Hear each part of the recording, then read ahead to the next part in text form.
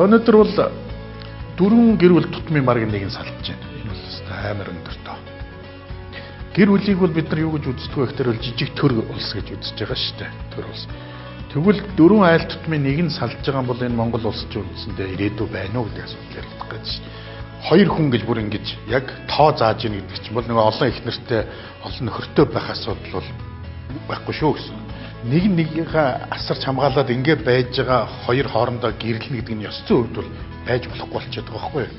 Хоёрдугаарт эн чинь нөгөө нэг 18 наснд хүрээгүй байх асуудал яригдана. Охин за одоо бүгдээрээ ингээд амьдарч байгаа юм чинь энийг юу ачи 2 өрөө болгоод зараад мөнгө нэмээд 2 өрөө болгочихийг бол дараа нь охин уучлаарай би наадахыг чинь ааваасаа өв залхамжилж авсан гэж 1000 орилоод нэмэр авахгүй. Ягаад гэхээр бол тэр хүн дундын хөрөнгө болгоо засаж сайжруулаад 2 3 өрөө болгоцсон учраас энэ бол автоматар дундын хөрөнгө болчихж байна гэсэн үг байхгүй. Болцол байгаа. Нэгдүгээрт хоёулаа зөвшөөрч байгаа нөхцөл гэж байгаа. Нэгтгэн. Хоёр дахь нь 18 хүүхдүүд нь 18-аас бүгдээрээ дээшээ настай. 18 насны түрээгүй хүүхдтэй байх юм бол энийг бол царганы журмаар цуцлахгүй байна. Магадгүй тэр дундын найзууд салж байгаа юм те. Хүүхдүүд салж байгаа юм чинь тэгээд хүмүүс зүрхэндээ асар их том шарахтай хоцорч байгаа юм те. Тэгээ ийм нарийн асуудал учраас энийг заавалчгүй эвлэрүүлэн зурчлаар оруулдаг ийм номтой.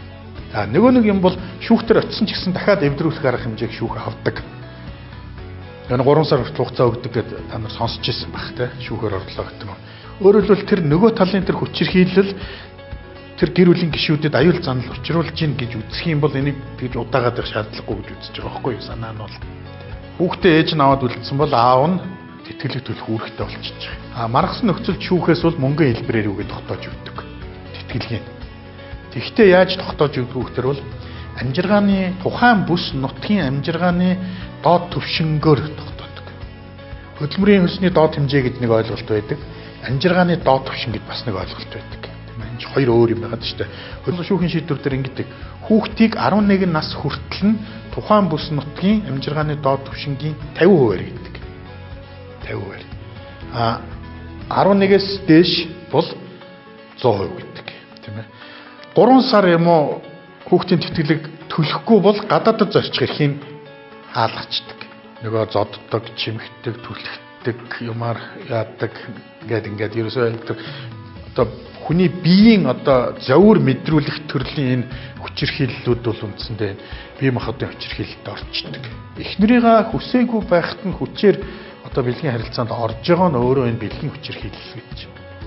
Өөрсдийнхөө төлөө цаатараа суусан та бүхэнд их баярлалаа.